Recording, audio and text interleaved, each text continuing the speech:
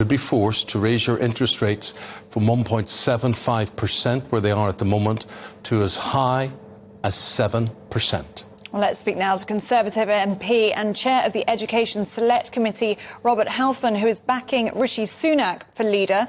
Good morning to you, Robert. Let's start with getting your reaction to that news this morning, that inflation could hit 18.6% in early 2023. It's really shocking news, isn't it? Well, it's grim, and my constituents in Harlow are struggling. You know, I met a lady in a cafe. She's working 7 days a week because she can't afford to pay her bills otherwise. She's not seeing her family. A huge impact on her life. Millions of people are struggling all over the country, and that's why one of the core reasons why I'm supporting Rishi Sunak, because we have to deal with the debt. 85 billion of debt interest to pay alone over the coming year, £2 trillion in debt overall. We have to cut inflation, because if it ever keeps rising, all that happens is that our prices go up in the shops and people will struggle even further. We've also got significant public spending pressures on health, on education, on transport, on defence.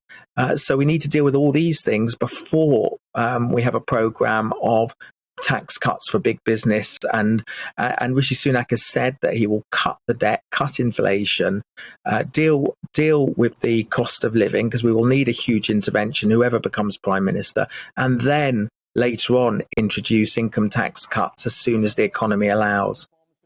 Feel, Robert, that Rishi Sunak has got a better grip on this, bearing in mind his previous incarnation as Chancellor, than Liz Truss would?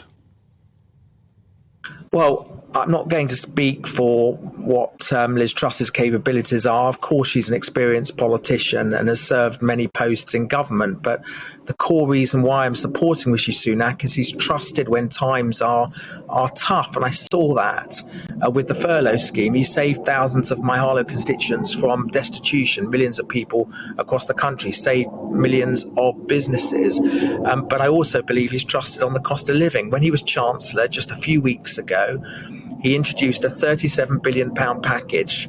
That means £1,200 to 8 million vulnerable families across the United Kingdom, £400 energy rebate, a 5p fuel duty cut, a national insurance tax cut for 70% of households.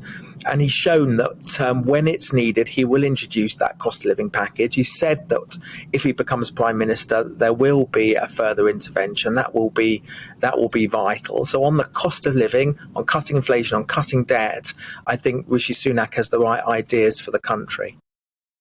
So you're backing Rishi Sunak, who has this morning said that Liz Truss is avoiding scrutiny of her, he says, dangerous plans to tackle the cost of living crisis. He says her sums do not add up, and it's a mystery what this emergency budget will be. It's now being called a fiscal event. So if Liz Truss is a mystery, according to Rishi Sunak, what does he have on the table? What promises has he made you about what he's going to do with the economy?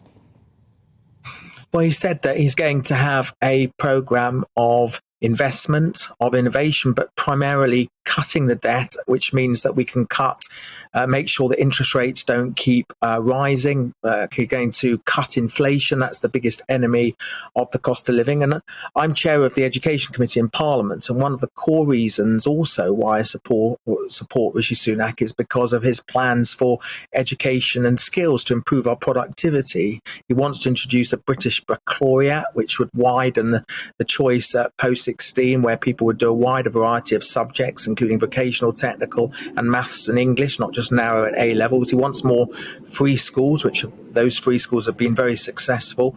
But he also wants to support further education and create elite technical colleges and increase the number of apprenticeships. So what I think he'll do is help these millions of our young people climb that education and skills ladder of opportunity. And at the top of that ladder, of course, is jobs, security and prosperity for themselves and their families.